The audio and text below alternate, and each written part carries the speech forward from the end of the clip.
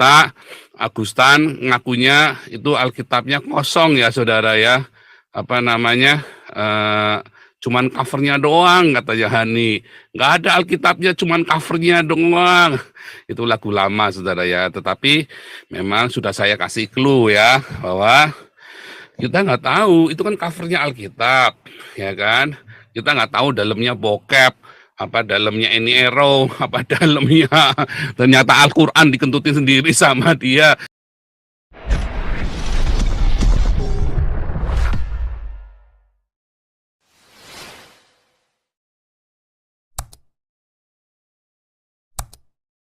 Ya, luar biasa. Hari ini tema kita adalah hukuman bagi penista Muhammad dan penista Yesus. Luar biasa saudara. Ternyata Agustan ngakunya itu Alkitabnya kosong ya saudara ya. Apa namanya, cuman covernya doang katanya Hani. Nggak ada Alkitabnya, cuman covernya doang. Itu lagu lama saudara ya. Tetapi memang sudah saya kasih clue ya, bahwa kita nggak tahu, itu kan covernya Alkitab, ya kan? Kita nggak tahu dalamnya bokep, apa dalamnya Any Arrow, apa dalamnya ternyata Al-Quran dikentutin sendiri sama dia. Kita nggak ngerti saudara ya. Tapi memang akhirnya jatuh sakit saudara ya.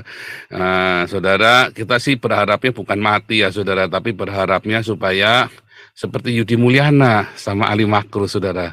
Akhirnya kita baptis ulang saudara ya. Kan Yudi Mulyana sama Ali Makru kita baptis ulang saudara. Luar biasa kan? Coba mana yang lebih berharga di mata Tuhan saudara. Tapi hari ini kita mau belajar sejarah ya saudara. Kita mau melihat, mau tengok ya bagaimana, masih lanjutan yang kemarin ya, Babel ya. Kita masih melanjutkan yang kemarin ya, tentang Islam 4000 DC saudara ya, 4000 before Christ. Kita masih mau melanjutkan ya, belum selesai yang kemarin karena ada beberapa yang mau saya sampaikan. Nah hari ini kita seperti biasa 1 jam pertama dimulai dengan tanya jawab Alkitab. Juga kalau ada mau kesaksian, tidak boleh bernubuat, tidak boleh dapat penglihatan, langsung dimajukan ke sini ya. Kalau mau bernubuat dapat penglihatan, Anda harus lapor ke saya. Kalau nggak langsung saya tutup, saudara ya. Langsung saya cut. Karena semua nubuatan, semua penglihatan harus diuji dulu. Ya, sebelum dipublikasikan. Nanti bisa ada Yesus punya anak kembar. Hamil perempuannya, istrinya 4, geblek gitu ya, saudara ya. Makin lama ini, ya itu ya, karena orang-orang ya jadi YouTuber cuma mau cari duit doang ya saudara ya, dia nggak selektif ya, dia nggak berpikir ya dampaknya kesaksian itu, dia tidak bertanggung jawab. Oh hati-hati saudara ya, Anda mengorbitkan orang-orang buat kesaksian, buat pernubuat itu Anda terlibat di dalam kesesatan loh saudara ya. Kalau itu nubuatan dan kesaksiannya salah, hati-hati saudara ya, jangan seneng kalau ada orang dapat penglihatan ya. Kelihatannya rapture apa segala macam. Saudara saya kasih tahu Anda ya, rapture itu nanti kalau Yesus datang ya, Yesus datang itu terus Anda rapture, antikris dibunuh. Artinya apa saudara? Artinya rapture itu bersamaan dengan dibunuhnya Imam Mahdi atau antikristus itu saudara. Ya, artinya saudara semua akan mengalami ya, akan mengalami aniaya itu ya. Jangan enak-enakan, saudara ngawur, itu pengajarannya yang dari dulu saya percaya kita akan rapture ya saudara ya, tetapi itu salah saudara, rapture sebelum aniaya maksudnya, itu salah saudara ya, itu salah, karena ayat-ayat di dalam Alkitab dengan jelas, karena banyak orang ya, nah itu tadi ya, baru dibukakan di akhir zaman, ya, baru dibukakan di akhir zaman semua. Saudara, luar biasa sekali ketika kita belajar firman Tuhan dengan sungguh-sungguh, makanya ikut kelas evangelis ya. Kita baru kelas pertama kemarin pengenalan ya, evangelis ya. Saudara buruan daftar, kita masih buka saudara ya. Mungkin tambahan 5 orang lagi saudara ya. 5 maksimum 10 orang kelihatannya. Tapi udah penuh ya kemarin ya. Saya nggak tahu kemarin udah berapa tuh, kemarin sudah 28 ya. Tapi nggak apa-apa ya sudah, cepat masuk aja ya, cepat masuk, buruan, daftar, untuk kelas evangelis, saudara ya, supaya Anda ngerti bagaimana cara baca Alkitab, ya. Orang yang baru lahir baru, yang baru dibaptis, maksud saya yang baru dibaptis wajib, ya. Kalau yang dibaptis di tempat ini, Bu Vivin, kita total berapa ya? Kita sudah baptis berapa orang ya, Bu Vivin? Ya, saya lupa nih. Damar kasih, yang damar kasih saja. Iya, Shalom Pastor. Iya, Shalom. Yang damar kasih itu ada 8 ya. 8. Yang damar kasih yang dibaptis ada berapa? 8 ya? Iya. Ya 8 Pastor. Sama yang dari ini, sama yang dari Surabaya segala. Yang Surabaya, ya Surabaya, Sidoarjo, Bali. Termasuk yang di Jakarta kemarin. Ya, Jakarta, Tangerang, itu. Berarti banyak yang belum dibaptis itu ya, ada kan? Ada yang kemarin satu ibu yang nggak jadi karena kemarin didatengin pihak gereja, entah bicara apa saya kurang tahu. Terus ibu itu nggak jadi, Bu, namanya Ibu Juliana. Tapi tetap follow up. Maksudnya dia mau dibaptisi kita, lalu di gereja datengin dia nggak jadi dibaptis. Ya, saya kira orang Islam datengin dia nggak jadi baptis, nanti gereja aneh. Bukan. Ya udah biarin saja. Ya biarin aja, tapi kami tetap follow up. Nggak apa-apa, nggak usah. Kita kan bukan multi level marketing, biasa saja. Kasih kesempatan kita baptis ya, dan kita punya badan hukum yang legal ya, saudara ya, yang di Indonesia maupun yang di Eropa. Kita adalah kita ini komunitas gereja, dan secara organisasi kita juga administrasi saya di sini ya, Stichting Kerkgenootschap ya, saudara ya. Jadi kita Stichting gereja di sini ya, Hagios Internasional. Yang di Indonesia juga sama ya. Nah, kita sedang mendaftar di Dirjen Bimas Kristen ya. Jadi Pak Daniel Alexander sedang membantu kita untuk menguruskan ini ya, perizinan untuk di Bimas Kristen ya. Mudah-mudahan tidak ada kendala, karena memang ribetnya minta ampun ya, saudara ya, yang masalah administrasi. Yayasan Embun Pagi kita sudah jadi yayasannya, tapi ada peraturan di banknya, saudara. Sekarang kita belum bisa buka rekening bank, makanya kita belum kumpulkan uang lagi ya, saudara ya. Tapi sebenarnya enggak ya, karena ada di damar kasih ya, rekening tampungannya ya. Jadi kita untuk rekening penampungan, saudara, masukkan di damar kasih ya, saudara, yang ingin nabur untuk sesama kita, komunitas kita sendiri, saudara ya. Nanti untuk Anda kasih kode, ya, kasih kodenya 777 ya, 7 3 kali. Kalau kemarin kan 25 kan Natal ya. Tapi nggak apa-apa, 25 saja tetap ya, 25 saja ya. Nah, 25 untuk ya, kasih kode untuk 25 atau Embun Pagi gitu aja ya. Kasih kata Embun Pagi. Jadi itu untuk tolong menolong antara diaken ya, diaken dan semua member Galarua, serta diaken, member Galarua, serta komunitas Koinonia dan Embun Pagi kita ya. Jadi kita ada ruang tolong menolong, saudara ya. Nanti bahkan sampai kita sedang pikirkan bagaimana ya kalau Mas BC tahu informasinya semuanya ya, apa yang bisa kita lakukan ya untuk masalah kesehatan dan lain sebagainya. Pokoknya supaya komunitas ini benar-benar jangan sampai ada yang tidak bisa makan, saudara ya. Jangan sampai ada yang anaknya nggak sekolah, jangan sampai ada yang apa namanya itu tadi ya, mau periksa dokter saja tidak bisa ya, saudara ya. Paling nggak kita sedang pikirkan. Makanya kita punya baksos juga ya, kita ada banyak dokter kita ya. Kita sekarang ada, kita ini komunitas sudah jadi loh, saudara ya. Sebentar, kacamata saya kok ketinggalan di bawah ya. Makanya kok dari tadi tidak kelihatan. Sebentar, saya ya, kita Pak HW, silakan. Ya Pak. Ya. Sebetulnya pertanyaan ini sudah lama dalam ya saya lah. Saya bertanya begini Pak. Seandainya ini misalnya aja ya Pak. Ada 2 orang di gurun pasir lah, anggaplah gitu. Yang dua-duanya perlu minuman. Yang saya punya 1 gelas Pak. Yang satu saudara seiman, yang satu bukan Pak.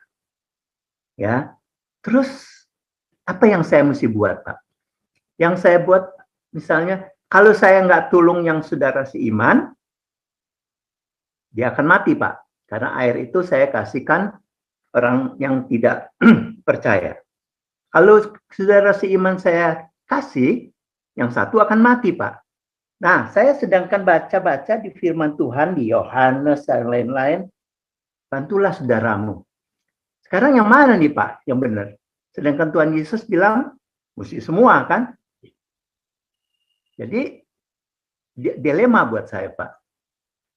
Yang mana nih yang saya mesti tolong? Ya.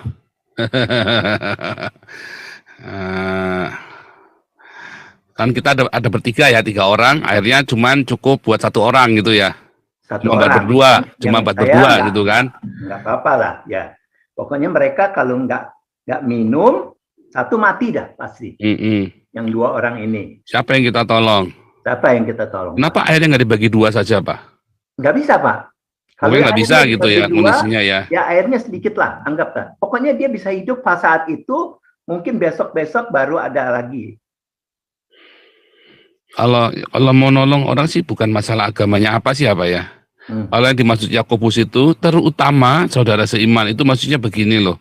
Kita ini banyak sekali nolong orang, tetapi saudara kita sendiri nggak kita tolong. Benar.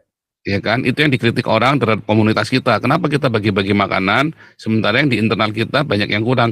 Saya bilang yang di internal kita, kalau nggak merapat ke kita bagaimana mau tolong?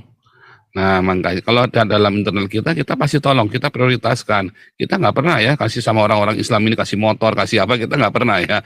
Tetapi di internal kita kasih sepeda motor, kita kasih segala macam ya. Nah, begitu, ada komunitas kita. Walaupun Jadi ada yang nipu syaratnya ya, harus ikut komunitas kita. Kita pasti utamakan karena itu di depan mata kita. Iya. Tetapi bukan berarti kita terus nggak menolong yang lain atau tidak. Kalau yang orang-orang Islam bagaimana? Ya kalau orang Islam kita nggak bisa bantu ya kan, karena ini kan untuk komunitas kita. Ya kan, namanya komunitas. Kalau orang Islam nanti ditolongnya lewat damaris. Iya. Kan begitu. Nah, tapi kalau misalnya kasusnya tadi udah mau mati bagaimana? Kalau mau mati mah bukan bertiga Pak, pimpah Pak. Nggak bisa Pak, kita nggak bisa milih Pak. Kan mati, jadi kita nggak bisa milih. Tetapi begini, itu bukan masalah orang nggak Kristen, pokoknya itu manusia. Siapa akhirnya cuma 2, ya Pak. Cuma 1 Pak. Salah satu dari kita harus mati pokoknya. Kan dari bertiga salah satu harus mati, ya kan? Dan kita harus pilih siapa yang mati itu. Wah ya kita sih buang undi saja Pak. Ya kan? Benar nggak? Tapi kalau kita yakin kita benar-benar punya iman, kita masuk surga, saya akhirnya tak kasihkan ke orang yang lain, Pak. Kalau saya yakin ya, saya yakin kalau itu dalam kondisinya saya udah pasti mati. Lawan dikasih air aja belum tentu hidup kok. Ya kan? Soalnya ini problemnya bukan apa-apa Pak. Di gereja pun, atau di rumah sendiri yang seperti Bapak bilang, ya orang tua sendiri kagak ditolong Pak. Oh iya, itu prioritas orang tua. Nah, anak istri sendiri, saya mau ke gereja. Iya. Nah, yang mana nih yang duluan Pak? Ya. Kalau orang tua dengan anak istri Pak, istri dan anak. Kalau orang tua, istri dan anak, kita lihat kalau kebutuhannya makan, maka istri dan anak itu prioritas tanggung jawab kita. Tapi kalau kebutuhan pemeliharaan, orang tua harus dipelihara, Pak. Tapi kalau kebutuhan makan, Pak, maksudnya kita itu wajib, orang tua itu harus merelakan anaknya melindungi anaknya lagi, Pak. Kan kita punya anak. Nah, itu anak kita itu wajib untuk kita lindungi. Ya kan? Jadi bukan kita melindungi orang tua kita, tapi kita melindungi anak kita, wajib. Tetapi orang tua sendiri harus punya hati yang ikhlas. Makanya yang wajar adalah orang tua itu mencukupkan anaknya sampai jadi, Pak, sampai siap, yang wajar. Tapi pada kenyataannya kan nggak wajar sehingga saking miskinnya, lah dia harus dalam pilihan. Maka si anak ini harus pilih anaknya, Pak. Dia punya kewajiban untuk memelihara anaknya. Lalu bagaimana dengan orang tuanya? Iya sebisanya. tetap harus dipelihara sebisanya. Tapi kalau cuma makan, kalau dia di dalam Tuhan Yesus, saya yakin nggak akan kekurangan. Tidak akan pernah ada di dalam dilema itu, Pak. Kalau cuma makan loh, Pak. Bahkan di dalam masa paceklik, dalam masa yang paling sulit sekali apapun, Tuhan tidak akan tempatkan kita, kalau kita percaya di dalam Tuhan benar-benar, karena banyak orang Kristen ngaku-ngaku Kristenan. Saya sendiri membuktikan, Pak, di dalam bahaya apapun, ya, kalau kita benar-benar sama Tuhan sungguh-sungguh, makan, minum, pakai, Tuhan tidak akan bikin kita di dalam dilema itu. Tidak akan. Memang pas-pasan. Bisa. Tetapi tidak akan sampai kita mengemis. Makanya kalau ada yang sampai ngemis, itu pertanyaan besar, Pak. Ada apa? Iya. Tetapi Tuhan tidak akan taruh di dilema itu. Jadi persoalan itu kan andai-andai, tapi belum tentu ada. Yang kalau itu adalah teman, bertiga ini berteman semua, nah itu bisa, Pak. Kita yang punya air, ya, dan teman kita punya air. Satunya enggak punya, ya kan? Nah, salah satu dari kita harus mati nih. Nah, itu memang pilihan. Kan begitu. Ya kan? Nah, apakah kita melindungi sesama kita, orang lain daripada anak kita? Oh enggak, kita harus pelihara keluarga kita dulu, wajib. Mengapa? Karena Tuhan percayakan keluarga itu, kita punya keluarga buat kita pelihara. Orang itu punya beban sendiri, kita punya beban sendiri. Jadi kalau kita ini ceritanya anak atau orang lain, ya kita pilih yang mana? Oh, anak dulu, Pak, wajib, Pak. Ya. Itu beda. Ya kalau anak atau orang lain, oh anak dulu, Pak. Karena anak itu harus kita peliharakan. Orang yang tidak memeliharakan keluarganya lebih buruk daripada orang yang murtad, ya kan? Ya. Jadi itu wajib dulu. Ada prioritas, ada skala prioritas di dalam keluarga, di dalam pilihan-pilihan kita. Tapi kalau ceritanya sama-sama bujangan, sama-sama single ini kita nih, bertiga, ya sudah buang undi saja, Pak. Kita bukan mau bukan mau, tidak boleh cari selamat sendiri, ya kan? Nggak boleh cari selamat sendiri juga. Kita tidak dididik untuk itu, tetapi balik lagi, kalau kita percaya, nanti Tuhan peliharakan. Percaya sih pasti, Pak. Belum tentu, Pak. Dan ini dua-duanya kan. Belum tentu, Pak. Satu orang Kristen, yang satu lagi orang Kristen, yang satu bukan orang Kristen, Pak. Secara juga kagak. Kristen belum tentu percaya loh, Pak. Kristen belum tentu percaya. Jadi itu kendalanya itu. Kalau saya yang ditempatkan itu, ya, saya sudah melewati masa-masa yang luar biasa, Pak. Tuhan selalu sediakan yang aneh-aneh. Bahkan sudah mau mati saja bisa lolos, ya kan? Kalau sampai harus mati pun ya mati, enggak apa-apa. Kalau saya mah gitu, Pak. Ya, tapi beda ya kalau kita punya anak atau anak kita sudah dewasa, ya dia sudah bertanggung jawab dengan dirinya sendiri. Tetapi kalau dia belum dewasa, saya harus melindungi anak saya. Apapun, ya kan? Ya. Tapi kalau anak saya sudah dewasa semua, tinggal saya sendirian, nggak ada istri apa segala macam, ya kalau saya ya, Pak. Ya. Soalnya saya lihatnya begini, Pak. Takut mati, Pak. Gitu loh, biarin aja. Banyak di Eropa, ya, yang orang tuanya ditaruh aja di panti jompo, Pak. Karena di Eropa ini kan berkecukupan. Iya, tapi mereka bilang saya mesti kerja, dan si anak bilang satu lagi, suami saya juga mesti kerja. Jadi orang tuanya ya udah, kamu di panti jompo aja. Tapi memang ada ininya, Pak, ada pertimbangannya kan begini kalau di Eropa. Kalau dia di rumah, belum tentu si anak ini bisa ngerawat kalau tiba-tiba orang tua ini unfall. Kalau di panti jompo selalu ada. Dan di panti jompo di Eropa beda dengan di Indonesia. Di sini itu benar-benar luar biasa, bersih kayak hotel kan, kayak resort kan. Keren gitu loh. Dan wajib mengunjungi orang tuanya minimum sebulan sekali, kalau enggak didenda kan? Enggak juga, Pak. Didenda loh, Pak. Saya kemarin baca peraturannya, Pak. Untuk masuk panti jompo, anak itu wajib ngunjungin, Pak. Wajib, Pak. Kalau enggak didenda, Pak.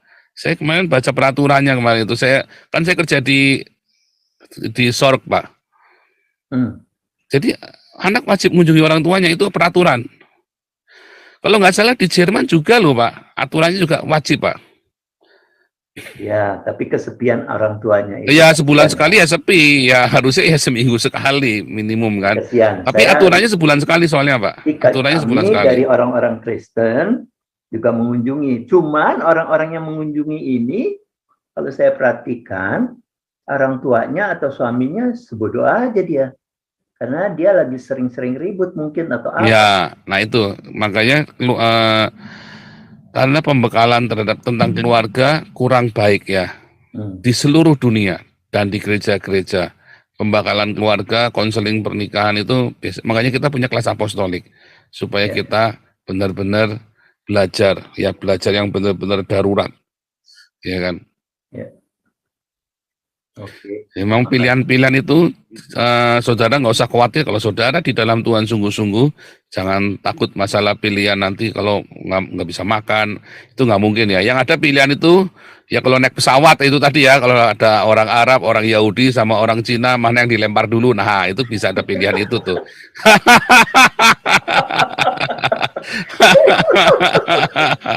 Tapi kalau cuma makan minum pakai nggak akan ada pilihan itulah. Kalau kita percaya sungguh-sungguh dalam Tuhan, tapi ya ini benar saudara, saya sudah melewati masa-masa itu ya. Ya, tidak akan meminta-minta. Kalau saudara sampai hari ini masih meminta-minta, saudara ada yang salah dengan hidupmu, saudara berdoa, Tuhan ada yang salah apa Tuhan? Ya kan? Biasanya satu karena kesombongan, dua karena persinahan. Ya, dua itu biasanya yang membuat kita itu jadi tidak karu-karuan.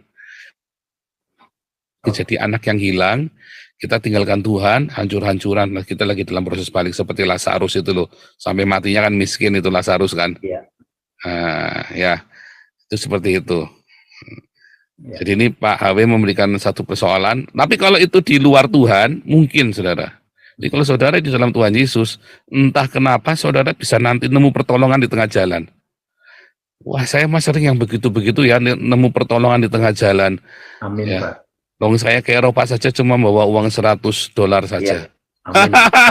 Selalu ada. One way tiket lagi, Pak. Iya, luar biasa ya. Selalu ada pertolongan, jangan khawatir. Saya udah ngelewatin hampir tiap hari masa-masa hidup itu, saudara ya. Itu kesaksian buat saya juga mengagumkan, Pak.